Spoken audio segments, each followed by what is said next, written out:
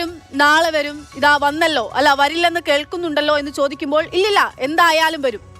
ഏതെങ്കിലും ഭാഗ്യക്കുറിയുടെ നറുക്കെടുപ്പോ പരസ്യമോ ഒന്നും ആയിരുന്നില്ല. പറഞ്ഞത് ഏതെങ്കിലും വഴിപോക്കരുമല്ല. കേരളത്തിന്റെ കായിക മന്ത്രിയാണ്.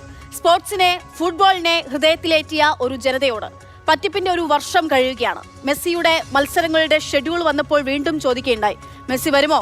മെസ്സി കേരളത്തിലേക്ക് എത്തിക്കുന്നത് ഞങ്ങൾ എന്ന് പുറത്തുവന്ന സ്പോൺസർമാരും നേരിട്ടെത്തി വാർത്താ സമ്മേളനം നടത്തി ജനങ്ങൾ വീണ്ടും പറ്റിച്ചു.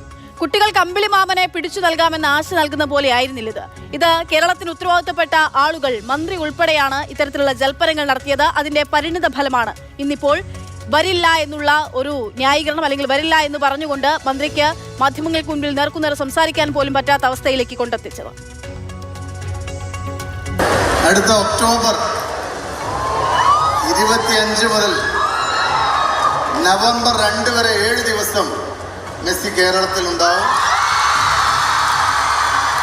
മെസ്സിയെ പോലുള്ള ലെജൻഡുകൾ കേരളത്തിൽ വരിക എന്നുള്ളത് നമ്മളെ സംബന്ധിച്ചിടത്തോളം ഒരു അഭിമാനമുള്ളൊരു കാര്യമാണ്.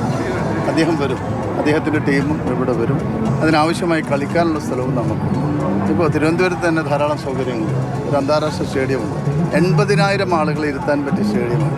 അപ്പോൾ ഈ കാര്യങ്ങളിലൊന്നും യാതൊരുവിധ ചർച്ചകളുടെ ആവശ്യമില്ല. അത് സമയം പറഞ്ഞതുപോലെ തന്നെ ഒക്ടോബറിൽ കൃത്യമായി ഒക്ടോബർ അല്ലെങ്കിൽ നവംബർ ദിവസം അവർ പ്രത്യേകം പറഞ്ഞിട്ടുണ്ട്. ഇനിയുള്ള ഇതിൻ്റെ ഡേറ്റുമായി ബന്ധപ്പെട്ട കാര്യങ്ങൾ അവർ സംയുക്തമായി തന്നെ പറയും. അവർ കേരളത്തിലെത്തും, അതിന് ശേഷം നമുക്ക് പ്രഖ്യാപിക്കാം. മറ്റു തടസ്സങ്ങളൊന്നുമില്ല.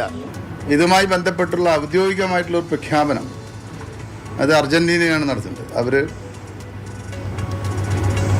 അടുത്ത 1.5 മാസത്തിനകം ഒരു കേരളത്തിൽ വരും.